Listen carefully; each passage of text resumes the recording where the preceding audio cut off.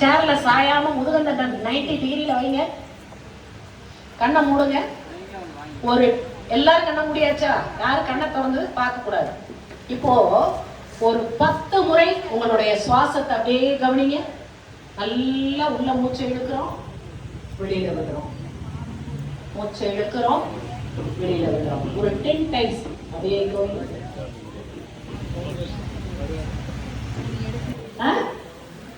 மூச்சை இழுத்து விட்டு. ஆனா இப்ப உங்க மூச்சு மேல உங்க மனசை என்ன பண்ணோம்?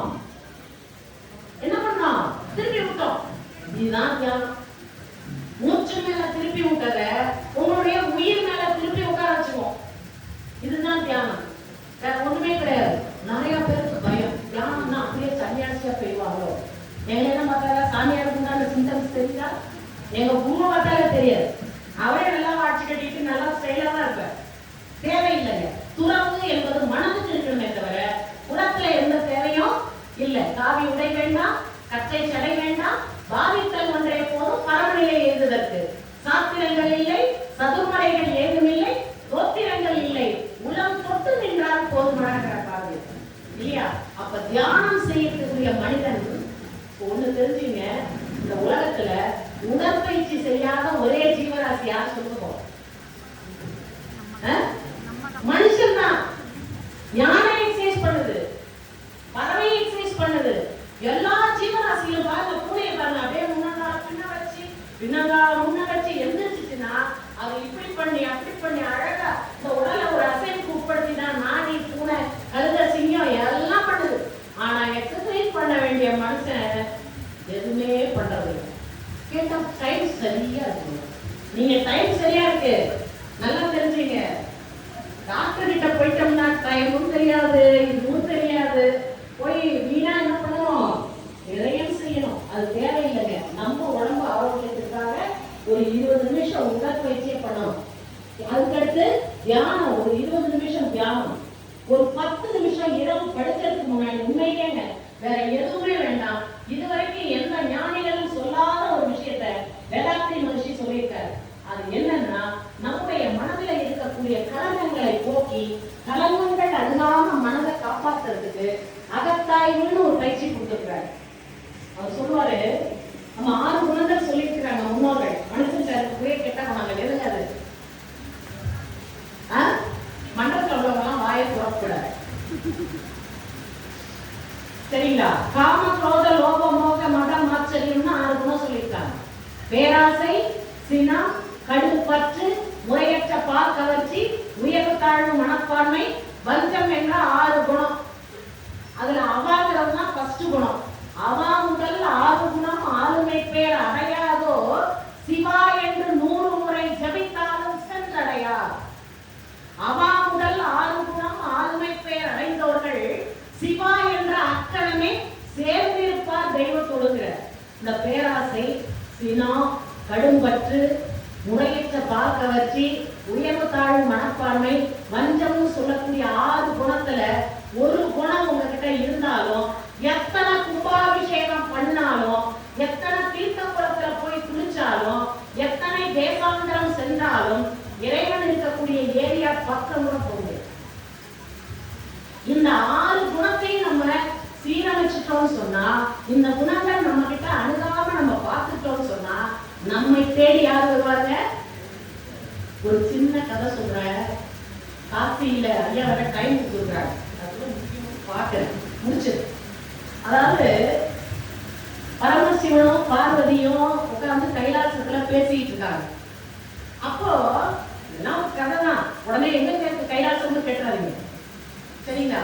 அவங்க பேசிட்டு இருக்கும் போது சிவபெருமான் சொல்றாரு, இத்தனை லட்சம் பேர் வந்து இந்த காசியில குளிக்கிறான், இவன் உண்மையிலேயே நல்லவன் யாருன்னு இன்ன வரைக்கும் எனக்கு தெரியல. இவன் வந்து உண்மையிலேயே அந்த புண்ணியவானா இருக்கிறானா அப்படின்றது எனக்கு ரொம்ப நாளா சந்தேகம்.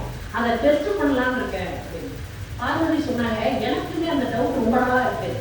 இவ்வளவு பேர் வராங்க, இங்க குளிக்கிறாங்க, ஆனா இதுல யார் நல்லவன் ஒருத்தனாவது இருக்கிறானான்னு தெரிஞ்சுக்கணும். அதுக்காக என்ன பண்ணாருங்க, மாநில வேஷத்துல சிவபெருமான் காசியில வந்து பிச்சைக்காரனா வர, ஒரு பணக்காரனா வந்திருந்தாலும் புடச்சிருப்பாரு, பிச்சைக்காரனா வந்துட்டார். வந்து திருவாடை எடுத்துட்டு ஒவ்வொருத்தையா கேட்கிறாரு, நீ எத்தனை பேருக்கு இருந்தாலும் இன்னையோட விட்டுணும். கோயிலுக்குள்ள போகணும்னு தர்மம் பண்ணணுமா? வரும்போது போட்டா நமக்கு வர மகாலட்சுமி பிச்சைக்காரன் அவன் மண்ணால் பாவம் அங்கேயே தான் உட்காந்துருக்கான். இப்படி எல்லாம் கிளப்பி விட்டு எதையாச்சும் ஒண்ணு செய்யறவனே செய்ய விடாம தடுக்கிறது. இப்படி நிறைய பேர் சமுதாயத்துல நடந்துட்டு இருக்காங்க. அது மாதிரி பார்த்தா காசியில யாருமே சாப்பாடு போடல. அவருக்கும் 2 வேளை ஆச்சு, 3 வேளை ஆச்சு, 2 நாள் ஆச்சு. அப்படியே குத்துவையும் உலகம். ஏன்னா மனித உடலை இறைவனை எடுத்தாலும் மனித உடலுக்கான உணர்வுகளை இறைவனா இருந்தாலும் அனுபவிச்சுதான் அவங்க வேற வழியே கிடையாது. அப்போ எங்க பார்த்தாலும் பிச்சை எடுத்தா ஒருத்தருமே போடல. கண்ணா கட்டுது முடியல. அப்படியே தொடர்ந்து ஊர் ஸ்டேட்ல அப்படியே ஒரு ஊர் கடைசியே சுடுகாட்டம் கடைக்கி போற. அங்க ஒரு தொடு நோயாளி கையெல்லாம் அழுகி ஊட்டிட்டு அவன் கையில ஒரு கலையம் வச்சிருக்கான், மண்ணு கலையம். அதுல ஒரு 4 உருண்டை ஊட்டி வச்சிருக்கான். அவனை சுத்தி 3 நாய் உட்கார்ந்து. அப்ப இவர் கரெக்டா போறாரு. கண்ணு அப்படியே ஏதோ பஞ்சாயத்து போய் நின்னோன்னு அவன் என்ன பண்ணா அந்த 3 நாய்க்கும் ஒரு உருண்டை வச்சான். அவனுக்கு கிடைக்கல, அவனுக்கு கிடைக்கிறது கஷ்டம். அவனை பார்த்தாலே யாரும் இப்படியாப்பட்ட பரமசிவனுக்கே போடல. அப்போ அந்த கடைசி உருண்டைய வாயில எடுத்து வைக்கும் பொழுது, ஐயா பசி தாங்கல, கொஞ்சம் ஏதாவது கொடுங்கன்னு பரமசிவன் போய் கையெழுதுற. இவன் அப்படி பார்த்தான். இவரும் பாக்குறாரு, ஒரு உருண்டை தான் வச்சிருக்கிறான். அதை இவன் கொடுக்கறதுக்கு இந்த சாப்பிடுன்னு கொடுக்குறான். உடனே அவரு யாருமே நமக்கு போடல, இவன் புது நோயாளி, இவனை நம்பி 3 ஜீவராசிகளுக்கு உணவு கொடுத்துட்டு தனக்குரிய உணவை இவன் நமக்கு கொடுக்குறேன்னு சொல்றானே அப்படின்னு சொல்லிட்டு இவருக்கு கருணை வந்துருச்சு. உடனே நான் யாரு அப்படின்னு தெரியுமா? அதெல்லாம் இருக்கு, நீ முதல்ல சாப்பிடு. இல்ல நான் சொல்லிடுறேன், அதெல்லாம் இருக்கு, நீ சாப்பிடு. இல்ல நீங்க கேட்டுட்டு அப்புறமா கொடு. இல்ல நீ சாப்பிடு. இல்லப்பா நான் சொல்றது விஸ்வநாதன் தானே, தெரியும் சாப்பிடு. நீ காசி விஸ்வநாதன் தானே, எனக்கு தெரியும், நீ சாப்பிடு அப்படின்னு. எப்படி தெரியும்? இத்தனை பேர் போடலன்னு இப்படி அழுகி ஊத்துற கையில பரவாயில்லன்னு என்கிட்ட இருந்து உணவு வாங்கினா நீ விஸ்வநாதனை தவிர வேற யாரா இருக்க? வந்திருப்பது இறைவனாக இருந்தாலும் அவன் பசியை போக்கணும்ன்ற அந்த கருணை இருந்து பாருங்க. இதுக்கு பேர் தாங்க ஈகை. இன்னைக்கு நிறைய பேர் தவறா நினைச்சுக்காதீங்க. அன்னதானத்துக்கு லட்சக்கணக்கில் கொடுத்தோம்னு சொல்றீங்க. ஆனா அன்னதானம்னா என்ன தெரியுங்களா? பசி துன்பத்தை உணர்ந்த, பசி கொடுமையால் அவதிப்பட்டு கொண்டிருக்கக்கூடிய ஆத்தங்கரைக்கு கீழேயோ குளத்து கரையிலையோ தன்னால எழுந்துமா நடமாட முடியாம அழுத்து உடையோட பஞ்சலந்த கண்களோட இருக்கக்கூடிய ஜீவராசிகளை தேடி போய் நீங்க ஒரு கிண்ணம் தயிர் சாதம் கொடுத்தீங்கன்னா 1 கோடி பேருக்கு உணவளித்த புண்ணியம் உங்களுக்கு கிடைக்கும். ஆனா நம்மளாம் கோயிலுக்கு போனா நம்மளை கூட்டு சோறு போடுறாங்க, நம்மளே 10 பேர் போடுற தான். அதெல்லாம் உண்மையான இதை நான் சொல்லல, வள்ளலார் சொல்றாரு. நான் சொன்னா பிரச்சனையாகும். ஆனா வள்ளலாருக்கு நான் யூடியூப்ல ஒரு ஸ்பீச் போடணும் இருக்கேன். எது வேணாலும் ஒரு பசியால ஒரு மனித உடல்ல எத்தனை துன்பம் வருது, அந்த துன்பத்தை அனுபவமாக உணர்ந்த வள்ளலார் தான் அந்த உணவு போட சொல்லி. நேற்று பஸ்ல வரும்போது பேப்பர்ல படிச்சேங்க. பிச்சை எடுக்கும் மூதாட்டி 1,80,000 நன்கொடை வழங்கியுள்ளார். பரவாயில்ல பாருங்க, அவங்க பிச்சை எடுத்த காசத்தை நன்கொடை பண்ணவங்க அந்த மனவெளியும் இருக்கு. அது யாருக்கிட்ட இருந்தாலும் பாராட்டும் இல்லையா? அப்போ நல்லா தெரிஞ்சுங்க, வாழ்க்கை என்பது பிறப்பிலிருந்து இறப்பு வரைக்கும் சில காலம் தாங்க வாழ போறோம். அந்த சில காலத்துல நாமளும் அமைதியா வாழணும். மற்றவர்களுடைய அமைதிக்கும் சந்தோஷத்துக்கும் பிறருடைய துன்பத்தை போக்குறதுக்கும் நம்ம வாழ்க்கையை மாத்திக்கிட்டோம் அப்படின்னு சொன்னா நாம் வாழக்கூடிய ஒவ்வொரு நிமிஷமும் எப்படி இருக்குங்க? ஒரு காலமாக இறைவன் மாற்றுவான். ஏன்னா குடி செய்வல் என்னும் ஒருவருக்கு தெய்வம் மடிதற்று தான் கொண்டு திருவள்ளுவர் எழுதுறார்.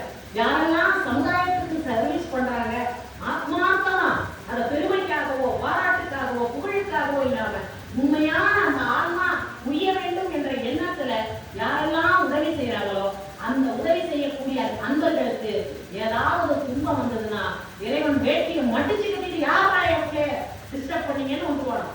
நமக்கு ஏன் வர மாட்டேங்கிறான் காரணத்தை நம்ம சரிங்களா? அதனால வாழ்க்கை என்பது அற்புதமான ஒரு விஷயம். நல்லா தெரிஞ்சுங்க. 5000 ஜீவன் வரைக்கும் அதுங்களும் இந்த உலகத்துல வாழுது. ஆனா அதுக்கு பேர் என்ன தெரியுங்களா?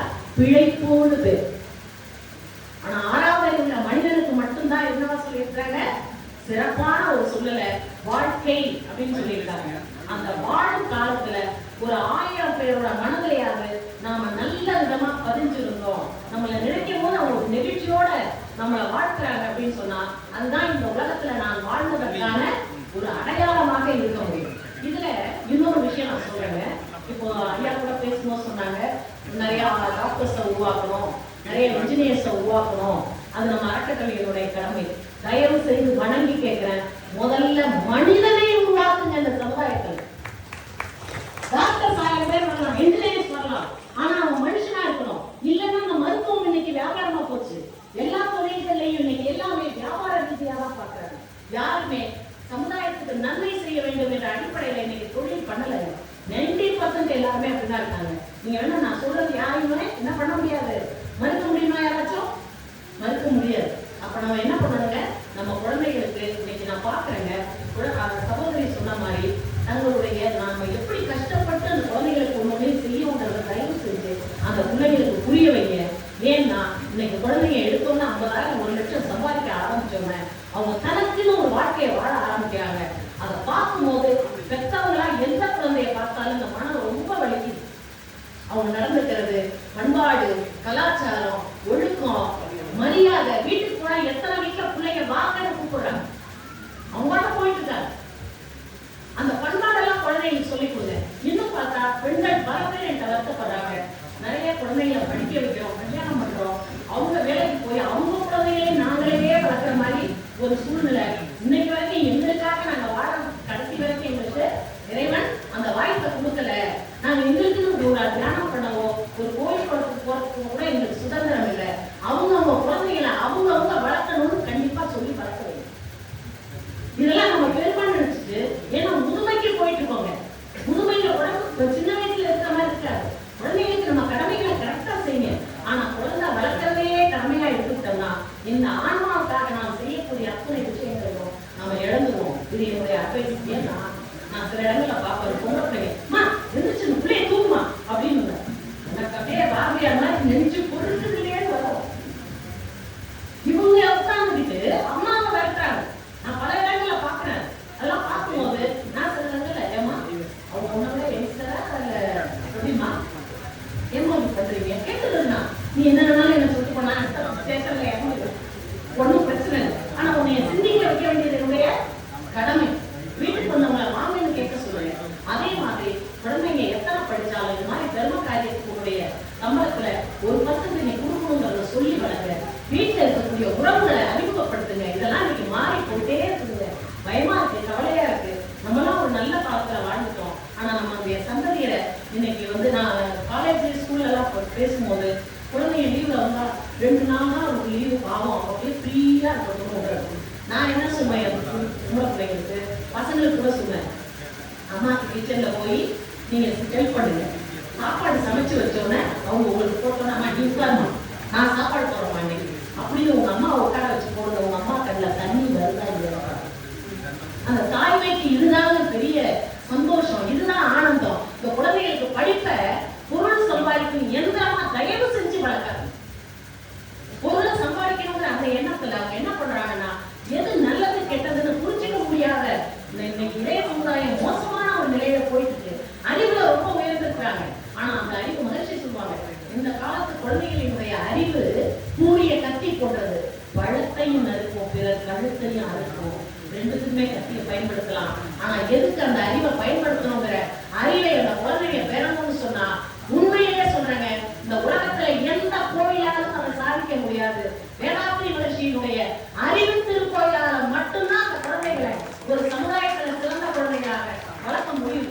ஏன்னா அதற்குரிய அவங்களுடைய ஹார்மோன் சேஞ்சஸ் அதுதான் அவங்க அப்படியெல்லாம் தடுமாற வைக்கிறது, தடமாற வைக்கிறது. அதை நாங்க என்ன பண்றோங்க, அவங்களுக்குள்ளேயே அந்த ஆட்களை திருப்பி அவங்கள ஒரு ஒழுக்க சீலர்களாக எத்தனை குழந்தைங்க இன்னைக்கு மாறி இருக்காங்க தெரியுங்களா? எத்தனை குழந்தைங்க இப்ப இருக்கிற நிலையில இருந்து ரொம்ப அற்புதமான ஒரு நல்ல குழந்தைகளாக இன்னைக்கு பல குழந்தைங்க வந்துட்டு இருக்காங்க. ஆனா நாங்க தயாரா இருக்கோம் சர்வீஸ் பண்றதுக்கு. ஆனா பேரண்ட்ஸும் சேர்ந்து சப்போர்ட் பண்ணா மட்டும்தாங்க அந்த குழந்தைகளுக்கு நீங்க எத்தனை கல்வியை கொடுக்குறீங்கிறது பெரிய விஷயம். சிறந்த மனிதனாக உருவாக்க வேண்டும், அதுதான் எனக்கு ரொம்ப முக்கியம். அப்போ இந்த வாழ்க்கை நமக்கு கொடுத்திருக்கக்கூடிய இறைவன் கொடுத்திருக்கக்கூடிய மிகப்பெரிய வரம். அதாவது இறைவன்கிட்ட ஒரு ஞானி கேட்கிறாரு, இந்த உலகத்துக்கு நீ எல்லாரையும் அனுப்புறிய இறைவா, இந்த அனுப்புறதுக்கு ஏதாவது நோக்கம் இருக்கா? ஏதாவது ஒரு காரியம் இருக்கா அப்படின்னா இல்ல. ஆனா எதையாவது இவன் சாதிப்பானா என்ற எண்ணத்தோடு தான் ஒவ்வொருவரையும் இந்த உலகத்துக்கு அனுப்புகிறேன். ஆனால் யாருமே சாதிப்பதும் இல்லை, தன்னை உணர்வதும் இல்லை. அதே நிலையிலேயே திரும்பவும் என்கிட்ட வந்துட்டு இருக்கிறாங்க. நானும் அனுப்பிட்டே தான் இருக்கேன்னு இறைவன் சொல்றாருன்னு சொல்றாங்க. அப்போ நாம் அந்த உலகத்துக்கு அதாவது சொல்லுவாங்க அப்துல் கலாம் என்ன சொல்றாங்க, நம்முடைய பிறப்பு ஒரு சம்பவமாக இருந்தாலும் எது சரித்திரமா இருக்கணுங்க, நம்முடைய இன்னைக்கு நம்ம அப்துல் கலாம் நினைக்கிறோமா இல்லையா இல்லையா? அப்போ எத்தனையோ சாதனையாளர்கள் இந்த உலகத்துல இருக்கிறாங்க. ஆனா அந்த ஈகை பண்பு மகாத்மா காந்தி எப்படி சொல்லுவாங்க, சபர்மதி ஆசிரமத்துல ஒரு நாள் திருடவங்களை கூப்பிட்டான். மகாத்மா காந்தி இல்லை, இவர் வெளியில போயிட்டாரு. அப்ப என்ன பண்ணாங்க, எல்லாரும் அவனை பிடிச்சி ஒரு அறையில போட்டு அடைச்சி வச்சிடறாங்க. மறுநாள் காலையில வர வந்தோட உங்களுக்கு தெரியுமா அது மாதிரி ஒரு திருடன் உள்ள வந்துட்டான். எங்க அவன் நேற்று ராத்திரியே ரூம்ல பூட்டி வச்சுட்டோம். அடுத்த வார்த்தை, அவனுக்கு ஏதாவது உணவு கொடுத்தீங்களான்னு கேட்டார். அதனாலதான் அவர் மகாத்மா. இப்ப நம்மளா போலீஸ் கிட்ட எப்ப கொடுக்கலாம் அவனு பார்த்துட்டு இருக்கோம். ஆனா அந்த திருடனுக்குள்ளாகவும் ஒரு துன்ப உணர்வு பத்தியாக இருக்கும் அப்படிங்கிறத உணர்ந்து அவர் நடக்கிறாரு பாருங்க. அதனாலதான் அவர் மகாத்மா. இப்படி ஒவ்வொருத்தையும் எத்தனையோ நல்ல பண்புகள் இருக்குங்க. இதெல்லாம் குழந்தைகளுக்கு சொல்லிக் கொடுங்க. இன்னைக்கு எல்லாருமே புத்தகம் படிக்கிறத விட்டுட்டாங்க. என்னைக்கு செல்லுல பார்த்து படிக்க ஆரம்பிச்சாங்களோ எல்லாம் ஒரு செல் உயிரியா மாறிட்டு இருக்காங்க. சில பேர் 2 செல் உயிரியாவும் இருக்கிறாங்க. ஆனா இந்த செல்லால மூளை செல்லாம் போயிட்டு இருக்கிறதே தவிர மனிதத்தன்மை மேலும்போதற்கான வாய்ப்பு செல்லுல நல்லது இருக்கு இல்லைன்னு சொல்ல முடியாது. ஆனா குழந்தைகளினுடைய அந்த எதிர்பார்ப்பு சில உணர்ச்சி வயப்பட்ட நிலையில இருக்கும்போது அவங்க நிறைய தவறுகள் செய்ய வாய்ப்பு இருக்கு. குழந்தைகளை செல்லுல இருந்து கொஞ்சம் பிரிச்சு எழுத மனித நேயத்தையும் மனித பண்பையும் ஒழுக்கத்தையும் பண்பாட்டத்தையும் நம்முடைய கலாச்சாரத்தையும் நீங்க கொடுத்தீங்கன்னா அவங்க மிகச்சிறந்த ஒரு அறநெறியை பின்பற்றக்கூடிய ஒழுக்க சீலர்களாக இந்த சமுதாயத்தில் வாழ்வாங்க. அப்படி ஒரு பணியை நீங்கள் இந்த அறக்கட்டளை மூலமாக செய்து மென்மேலும் இந்த அறக்கட்டளை வளர்ந்து இதை பணியாற்றக்கூடிய அனைவரும் எல்லா வளமும் நலமும் பெற்று வாழ வேண்டும் என்று சொல்லி மனம் குளிர வாழ்த்தி வழங்கி நிறைவு செய்கிறேன். வாழ்க்கை மனம், உடல், அன்பு, ஆரோக்கியம் இப்படி பன்முகத்தன்மையோடு நமக்கெல்லாம் அறிவு சார்ந்த பல நல்ல விஷயங்களை சொல்லி இருக்கக்கூடிய வேளாந்தரி மகாராசியினுடைய ஆசீர்வாதத்தோடு நமக்கெல்லாம் கருத்துக்களை வழங்கிய சகோதரி அமுதா ராமானுஜம் அவர்களுக்கு மனமார்ந்த நன்றியை தெரிவித்துக் கொள்கின்றோம்.